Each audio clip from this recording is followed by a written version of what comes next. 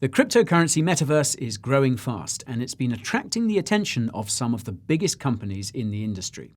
Now, one of these is Grayscale, who recently put out a report analysing just how much the metaverse market could grow in the coming years. Today, I'm going to tell you who Grayscale is, what its metaverse report says, and what it means for cryptocurrencies in the metaverse niche.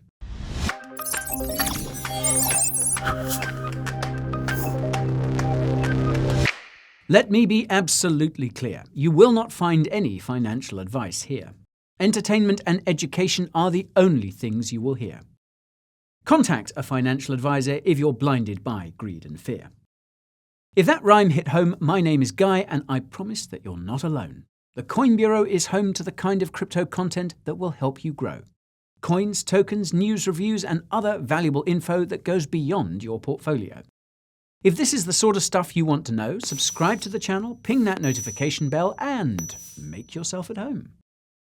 If you're short on time, you can skip around using the timestamps below, but if you can, watch it whole.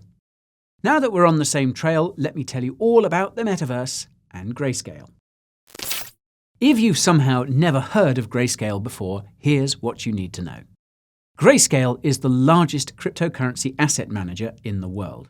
This is thanks to its 14 trusts, which make it possible for accredited investors, aka high net worth individuals, to invest in over 24 cryptocurrencies indirectly. Grayscale's largest trust is the Grayscale Bitcoin Trust, which holds over 650,000 BTC worth more than $37 billion. This works out to around 3% of all BTC in circulation and makes Grayscale the largest holder of BTC according to bitcointreasuries.net. Grayscale has been around since 2013 and it's a subsidiary of Digital Currency Group. Now, Digital Currency Group, or DCG, is one of the largest companies in cryptocurrency, and its latest funding round gives it a valuation of over $10 billion. DCG has invested in over 160 crypto companies, and these include the likes of Coinbase, Circle, Brave, Blockstack, aka Stacks, Ripple, and Zcash.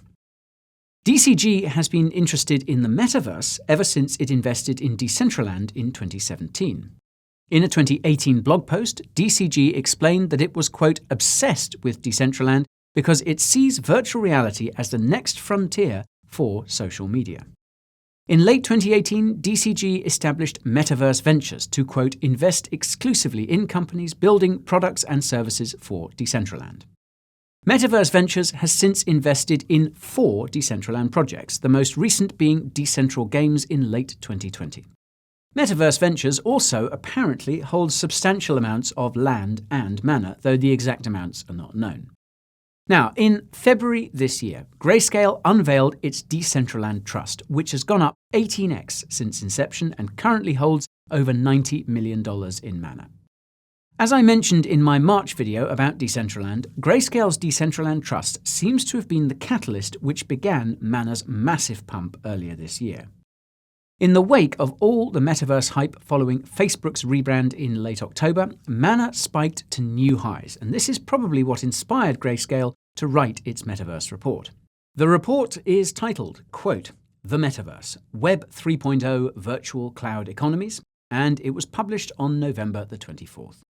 As always, I'll give you my thoughts as we go along, and a link to the full report along with any other relevant resources will be down in the description if you need them. The report's introduction starts off with a definition of what the metaverse is. Quote, the metaverse is a set of interconnected, experiential, 3D virtual worlds where people located anywhere can socialize in real time to form a persistent, user-owned internet economy spanning the digital and physical worlds. Now that first descriptor is key, yet it's something that's often absent in discussions about the metaverse. As far as I know, the only metaverse project paying close attention to metaverse interconnectivity is Decentraland. Speaking of which, the very next paragraph puts Decentraland in the spotlight. Grayscale calls Decentraland, quote, one of the leading blockchain-based virtual worlds. While there's no question that Mana's price has basically been off the charts, the fact of the matter is that Decentraland's more fundamental metrics do not support this statement. The most relevant of these fundamental metrics is the number of monthly users, which is just over 1,500 according to DappRadar. By contrast, Axie Infinity has more than 2.5 million monthly users, yet AXS currently has a smaller market cap than Mana. You can learn more about Axie Infinity by watching my most recent video about the project, and the link is up there in the top right.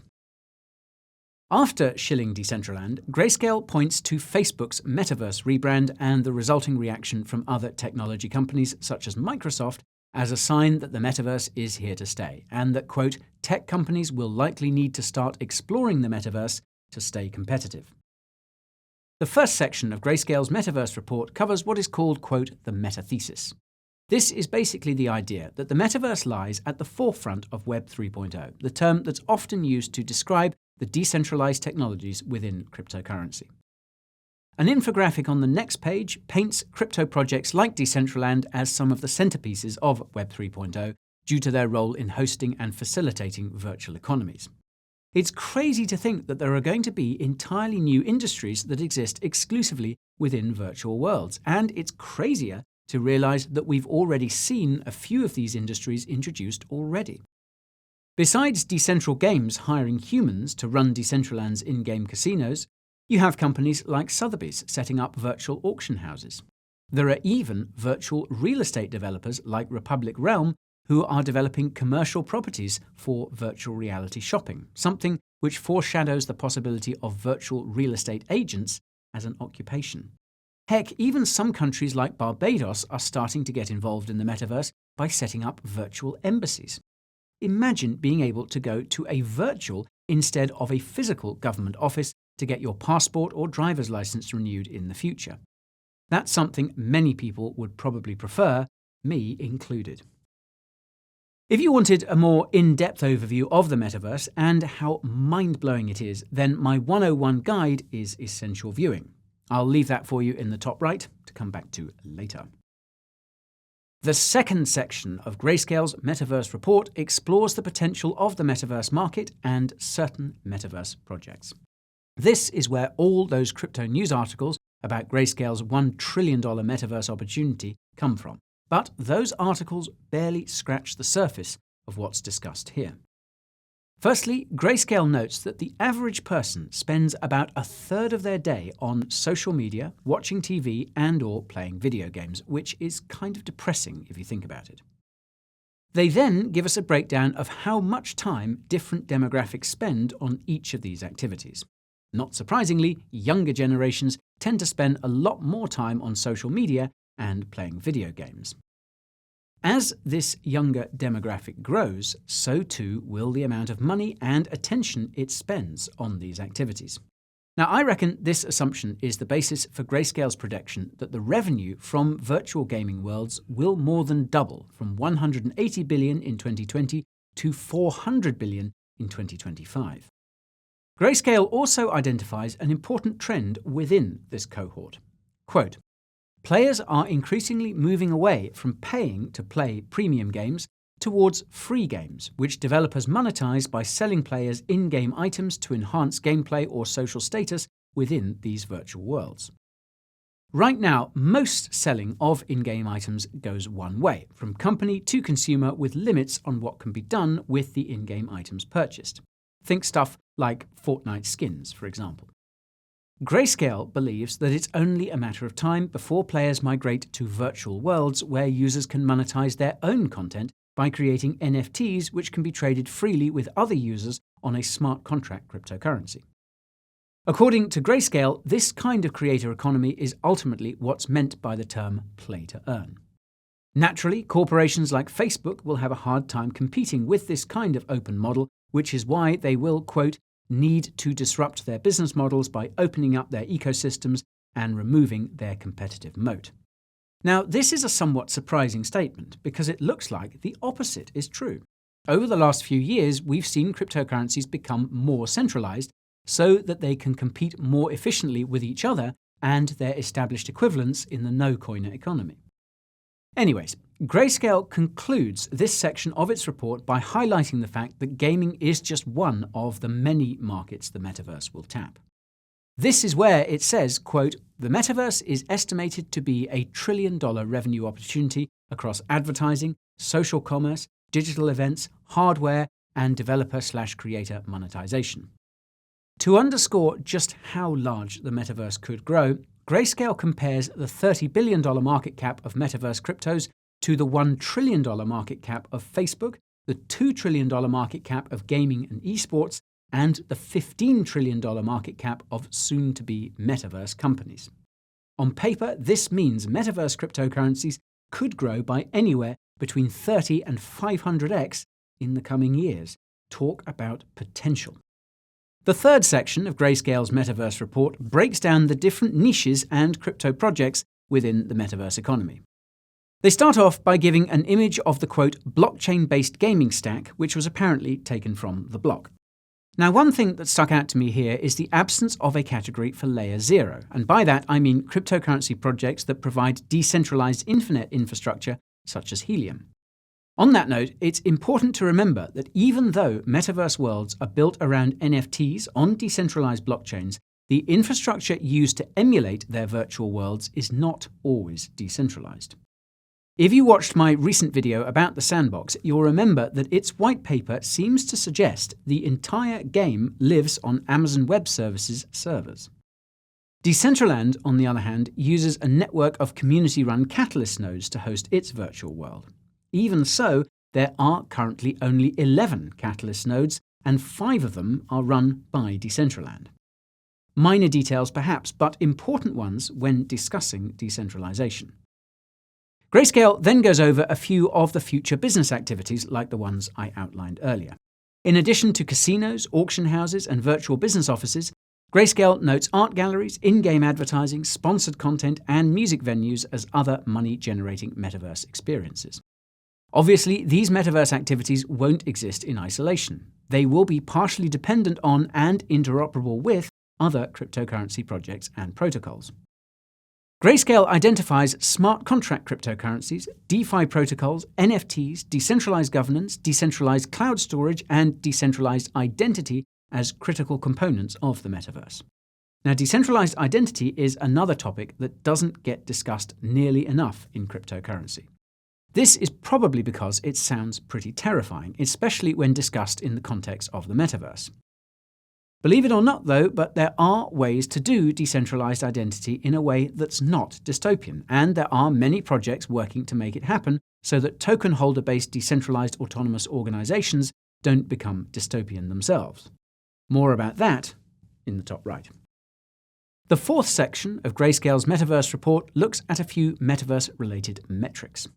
The first is the number of users in metaverse virtual worlds, which has grown 10x from 5,000 to 50,000 since the start of 2020. This is a somewhat surprising statistic because it seems to massively underestimate the number of metaverse users. I suspect this has to do with the fact that Grayscale is using nonfungible.com as its source, which only lists a handful of crypto projects as being part of the metaverse category, and Axie Infinity is not one of them. This makes the next infographic a bit misleading because there is obviously a lot of overlap between metaverses, NFTs, and blockchain gaming. Grayscale also notes that, quote, all-time value spent on Web 3.0 metaverse item sales such as virtual land, goods, and services has topped $200 million, which can't possibly be the case if you factor in crypto projects like Axie Infinity, which has seen billions of dollars in sales on its marketplace alone. The final metric Grayscale touches on is the most important, and that's the massive amount of funding that has gone into cryptocurrency in general and the NFT sector specifically. Quote, during Q3 of 2021, total crypto fundraising totaled $8.2 billion, with the Web 3.0 and NFT segment comprising $1.8 billion. Within the Web 3.0 and NFT sector, blockchain-based gaming attracted approximately $1 billion in funding across 14 deals, ranking it top subsector within the category. This might sound like a lot, but Grayscale points out that it's a drop in the bucket compared with the billions that Facebook and other tech giants are planning on spending on their own metaverse ventures. If you happen to be curious about which crypto projects have seen the most funding this year, you can learn about those using the link in the description. Grayscale finishes off the report with a short paragraph which basically sums up everything talked about in it, as well as a few pages of disclaimers and information about Grayscale itself. Now, if you get the impression that Grayscale's Metaverse report was a subtle way of putting Decentraland on a pedestal, well, you're not the only one. In the second paragraph of the Metaverse report, Grayscale actually directs the reader to an in-depth report it did on Decentraland back in March. Now, I gave Grayscale's Decentraland report a read, and there were a few things that stuck out at me. For starters, Grayscale released its Decentraland report right after it released its Decentraland Trust, when mana prices were pumping like mad. This suggests it was likewise published to promote the trust. More importantly, Grayscale dedicated a page to discussing the potential risks Decentraland could face. Now, there was no mention of any risks in Grayscale's Metaverse report, but I reckon the risks discussed in the Decentraland report apply to other Metaverse projects as well. The first risk is, of course, competition, and Grayscale explicitly mentions Axie Infinity, which begs the question of why it didn't include metrics about Axie Infinity in its Metaverse report. The second risk is decentralization, and that's because, quote, there may be concerns around the pace of innovation with decision-making distributed among a wider group. Now, if you watched my most recent video about Decentraland, you might have noticed that there were some discrepancies in the images and what I was saying when I discussed the approval of pending community proposals. It looks like Mana Wales voted strongly against some proposals and strongly in favour of others in the short time between shooting and editing that video, which is a bit scary to say the least. This is important because effective community governance will be key to the long-term success of metaverse cryptocurrencies, and this apparent concentration of voting power, which is not unique to Decentraland, could cause problems down the line, notably in the context of content moderation. The third risk is network economics, something which is very relevant to metaverse projects with play-to-earn mechanics such as Axie Infinity. These projects will probably not fare all that well during a bear market. The fourth risk is volatility, and Grayscale underscores just how much adoption and activity changes when the price of metaverse tokens pump or dump. Case in point, Decentraland's monthly users have doubled over the last month. The fifth risk is token concentration, which is somewhat ironic given Decentraland's voting dynamics. Now, it sounds like Grayscale is aware of this because it notes that, quote, at the time of writing, approximately 86% of the total supply is held in the top 100 addresses, something which is obviously no bueno. The sixth risk deserves its own section, and that's regulation. There is no mention of regulation in Grayscale's Metaverse report, which is concerning, since it's arguably the biggest risk to this crypto niche. In Grayscale's Decentraland report, the only regulatory risk discussed relates to the possibility that some metaverse cryptocurrencies, such as Mana, could be designated as securities by the SEC. And how Grayscale sees this particular regulatory risk is quite interesting. Quote, to date, the SEC has only identified two digital assets, Bitcoin and Ethereum, for which it does not intend to take the position that they are securities. As a result, any other digital asset, including Mana, is at risk of being deemed a security. That's a pretty terrifying prospect, but it pales in comparison with the other regulatory risks that metaverse projects could and probably will face going forward. Most of these regulatory risks relate to the wide range of economic activities which can take place within metaverse worlds. As I mentioned in my video about the Financial Action Task Force's finalized crypto recommendations, in-game gambling is high up on the list of activities that could result in a regulatory crackdown. Oddly enough, at the start of an interview with the founder of Decentral Games, DCG notes that, quote, Decentral Games runs compliant casinos in Decentraland. It's not entirely clear how this compliance is achieved, but what is clear is that the regulators will come knocking even if the in-game activities are technically above board. Look no further than what the Filipino government is saying about Axie Infinity if you need evidence of that. Now, with all that said, the metaverse still has a lot of room to grow before regulators realize what's going on, and if its adoption is going to be as exponential as Grayscale believes, Advocates should have no problems convincing lawmakers to write reasonable legislation. Just be aware that it's going to be a long and bumpy ride to the moon for metaverse cryptos, and not all of them will make it there. Be sure to do your research, and if you need help, you can refer to my guide using the link up there in the top right. That's all for my analysis of Grayscale's Metaverse report. If you learned something new, let me know by hitting that like button. If you plan on coming back, be sure to smash that subscribe button and ping that notification bell. If you're already up to date with the content on this channel, check out Coin Bureau Clips to get your fix. It's got stuff like behind the scenes and interviews with the team. I'm also active on Twitter, Instagram, and TikTok if you're feeling bored, and my Telegram channel is packed with daily crypto updates that you can't afford to ignore. The only thing better is my weekly newsletter where I give you the keys to my crypto kingdom. Besides my crypto portfolio, I give you all the crypto tools, tips, and tricks you need to know. If you're looking for Christmas-themed crypto merch, consider shopping at the Coin Bureau merch store. It's got beanies, tees, hoodies, and more. Order now so Santa has enough time to fly from the North Pole. You can find all these resources and more using the links in the description below. Thanks so much for watching. I've got places to be and things to do, and I'm sure you do too. Till we meet again, my friends, I can't wait to see you all then.